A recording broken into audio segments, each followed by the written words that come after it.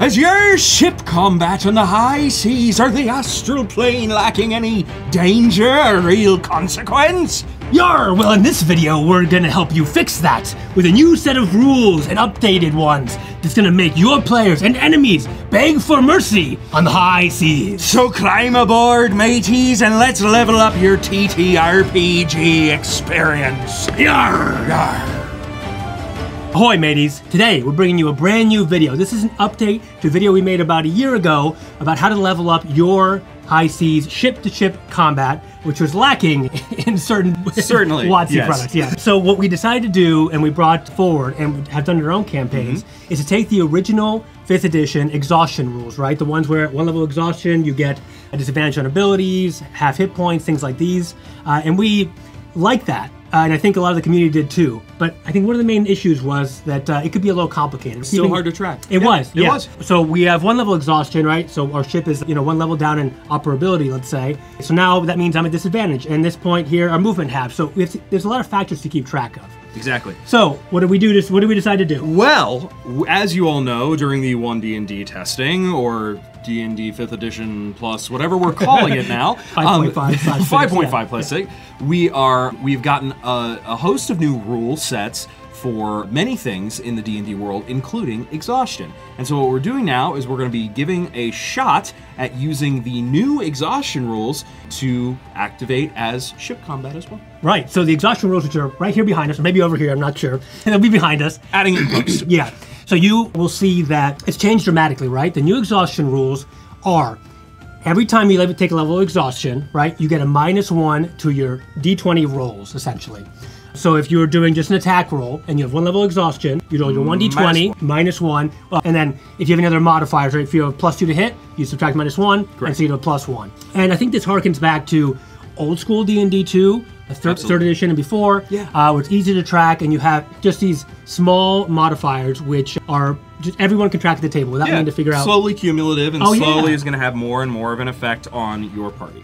And your ship in this case. So we originally tracked the old exhaustion rules and percents based on how much damage your ship has taken. And then the exhaustion rules will take effect. In this case, in the new exhaustion rules, there are 10 levels of exhaustion. Yes, there are. Until you die, in this case, until your ship explodes, right? Or sinks under the briny seas. No longer operable.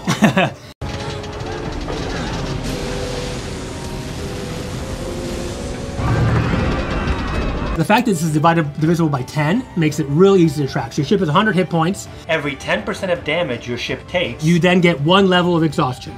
Like our old rules, this exhaustion not only applies for your ship, but everybody on board too. And this is what makes it so involved and so risky and very visceral for you and for the enemies. And now the DM it's easy to track on all their ships because not just random like, okay, disadvantage here and half this. Now it's just like -1, -2, -3, -4, boom. So imagine this.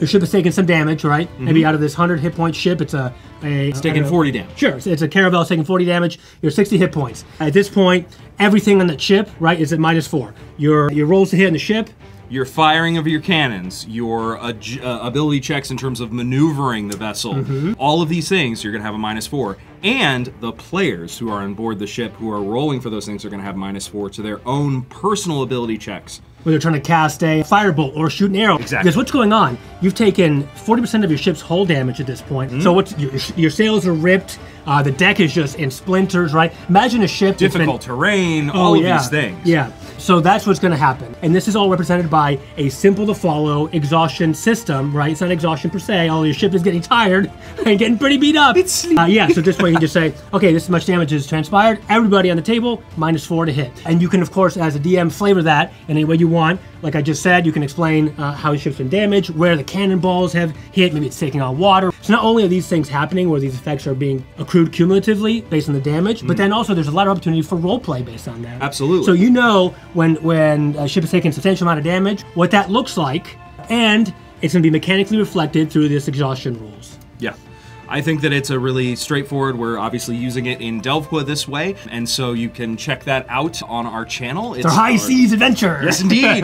So we are going to be using that as we do lots and lots of ship combat, as the high seas campaign. So you can see examples of it there. We're gonna get our updated rules document uploaded. We promise that we'll do it promptly this time. We apologize. But yeah, it's really just, it's pretty straightforward.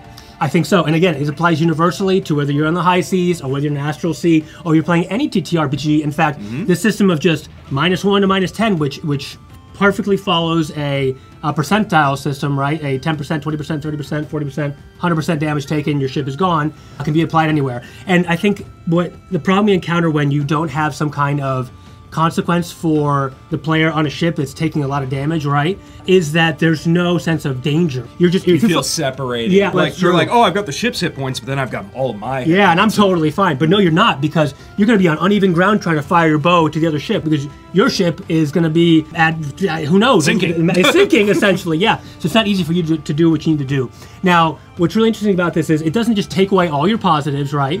It slowly accumulates and gives your players a reason to either keep fighting or maybe run away. Same for your enemies. So it's going to really bring that, as the Mind Flayer Slayer was saying, it's going to bring that danger and that non-boringness you need to ship combat, right? Absolutely, yeah. So let us know what you think in the comments down below about this new ship combat system using the exhaustion rules, shipping fatigue, or whatever we like to call it. Yeah, if you want to, again, we had lots of awesome community members that gave some ideas of what it could be called. If you have any more ideas, feel free to leave them in the comments. If you try it, let us know. We're curious to see if you love it, if you hate it. Let us know. We're open to feedback. We're giving this a shot for a little bit, and you know, we are always looking to grow. So. It's streamlined, easy to follow, and I think it's going to level up your TTRPG experience. Just like it's leveling up ours. Yeah, level up! Woo! All right, thank you for watching. We'll see you next time. Bye-bye.